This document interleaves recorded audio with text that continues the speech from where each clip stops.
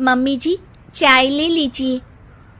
अरे कलमुही, तेरे हाथों से तो चाय पीते हुए भी डर लगता है, कहीं इससे तेरा रंग मुझ पर ना चढ़ जाए। अगर इन्हें इतनी ही शर्म होती तो मेरे इतने हैंडसम भाई को इस तरह फंसाती नहीं। बानी और शिवम की लव मैरिज हुई है। बानी के ससुराल में उसकी ननद और सास हैं, जिन्हें अपने गोरे रंग पर बहुत गुरूर होता है, जिस वजह से वो बानी को सिर्फ उसके सांवले रंग की वजह से नापसंद करती है और हमेशा उसे ताने सुनाती रहती हैं।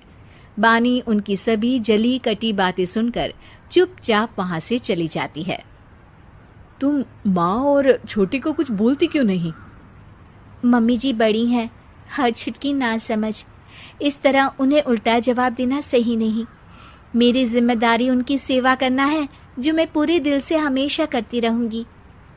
ऐसा बोलकर बानी रसोई में जाकर रात के खाने की तैयारी करने लगती है। रात को खाना खाते हुए बानी की सास उसे कहती है, कल मैंने अपनी फ्रेंड्स के साथ किटी पार्टी रखी है, समय से सारा खाना बना देना और अपना मनहूस चेहरा लेकर ज्यादा उनके सामने मत आना, समझी? माँ, बानी आप दोनों की कितनी परवाह करती है, फिर भी आप उससे इतना बुरा व्यवहार क्यों करती हैं? अरे एक तो लव मैरिज करके इस कलमुही को हमारे सर पर लाकर बिठा दिया और अब हम इसे कुछ बोल भी नहीं सकते क्या? भैया तो इनकी तरफदारी करेंगे ही, आखिर इन्होंने पूरी तरह उन्हें अपने वश में जो किया है। जिसे जो करना है करे, बस कल मेरा सारा काम समय पर हो जाना चाहिए। इस पर सब खाना खाकर सोने चले जाते हैं और अगले दिन बानी जल्दी उठकर सास की किटी पार्टी के लिए तैयारियां शुरू कर देती है, जिस पर पार्टी शुरू होने के बाद सास की सहेलियां कहती हैं, अरे वाह री, तेरी बहू ने तो बड़े स्वादिष्ट समोसे बनाए हैं। हाँ भाई, रंग कैसा भी हो, खाना बनाने में बिल्कुल अन्नपूर्णा है। अरे इसकी भी क्या बात करनी, मेरी बेटी से मिलो, इसकी सुंदरता के आगे तो उर्वशी रंभा भी फेल है। उर्वशी रंभा को तो फेल कर देगी, पर क्या अन्नपूर्णा बन पाएगी? अरे इसे काम करने की क्या जरूरत, उसके लिए बानी है तो, और मैं तो इसकी शादी भी किसी नौकर चाकर वाले घर में ही करूंगी। बानी वापस रसोई में चली जाती है और किटी पार्टी चलती रहती है। उसी रात को बानी की सास गुस्से में चिल्लाते हुए अपने कमरे से बाहर निकल कर आती है। हाय रे, चोरी हो गई, मेरे पैसे, पक्का पक्का इस कलमुही की वजह से हुआ है ये सब। अरे क्या हुआ माँ, कौन सा आसमान टूट गया? अरे आसमान तो उसी दिन टूट गया था जब तू इस कलमुही से शादी करके इसे घर में ले आया था। खुद तो आई ही, अपने साथ साथ मनहूसियत का काला साया भी मेरे घर ले आई। अरे हुआ क्या माँ? अरे मेरी तिजोरी में रखे पैसे कहीं गायब हो गए, सुबह ही देखा, अरे यहीं रखे थे। क्या आप मुझ पर चोरी का इल्जाम लगा रही हैं? अरे काली बिल्ली पर भी क्या कोई मनहूसियत का इल्जाम लगाता है? ऐसा बोलकर बानी की सास वहां से चली जाती है, जिसके बाद शिवम और बानी बात करने लगते हैं। देखो, मम्मी की बात का बुरा मत मानना, वो बस परेशान है ना, इसलिए कुछ भी बोल गई। वो परेशान नहीं, मुझसे नफरत की वजह से ऐसा बोलकर गई हैं।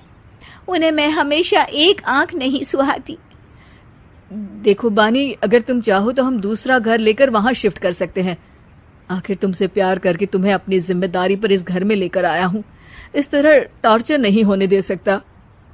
अगर आप साथ हैं तो मुझे किसी चीज की टेंशन नहीं, और आखिर वो हमारी बुजुर्ग हैं, हम उन्हें और छुटकी को इस तरह अकेले छोड़कर कैसे जा सकते हैं? इसके बाद बानी भी अपने कमरे में चली जाती है और अब हर रोज उसकी सास की तिजोरी से पैसे गायब होने लगते हैं। इसी तरह कुछ समय बीत जाता है और वो हर बार हर चीज का इल्जाम बानी पर लगाती है, पर बानी कभी कुछ भी नहीं बोलती। कलमुही नास पीटी, बहू को घर की लक्ष्मी बोलते हैं, ये तो पनौती बनकर आई है, पनौती। एक रात बानी की सास को आधी रात में प्यास लगती है, तो वो पानी पीने रसोई की तरफ जाती है। तभी उसे अपनी बेटी के कमरे में कुछ आवाज सुनाई देती है। हाँ हाँ, मैंने मम्मी की तिजोरी से हर रोज थोड़े थोड़े पैसे निकाल कर हम दोनों के लायक खूब पैसे इकट्ठे कर लिए हैं। और मम्मी आज तक उस सब के लिए भाभी को ही जिम्मेदार समझती है। तुम बस जल्दी से आकर मुझे यहाँ से ले जाओ और हम कहीं दूर जाकर शादी कर लेंगे। मम्मी को कुछ पता नहीं चलेगा, सब मुसीबत खत्म। अपनी बेटी की ये सारी बातें सुनकर बानी की सास भौंचक्की रह जाती है और अपने कमरे में वापस चली जाती है।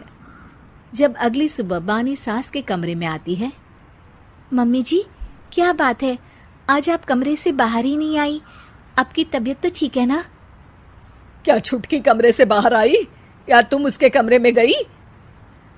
नहीं नहीं, क्यों, जाना है क्या?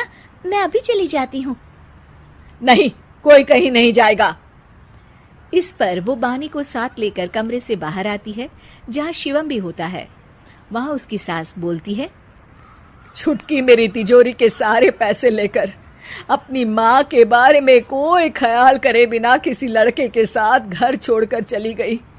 और बहू, तुमने मुझ जैसी सास की सेवा करने के लिए अपने ही पति के साथ दूसरे घर जाने से मना कर दिया। मैंने हमेशा तुम्हारा रंग देखा अच्छा ही नहीं, जो मेरी सबसे बड़ी गलती है। मुझे माफ कर दे बेटा।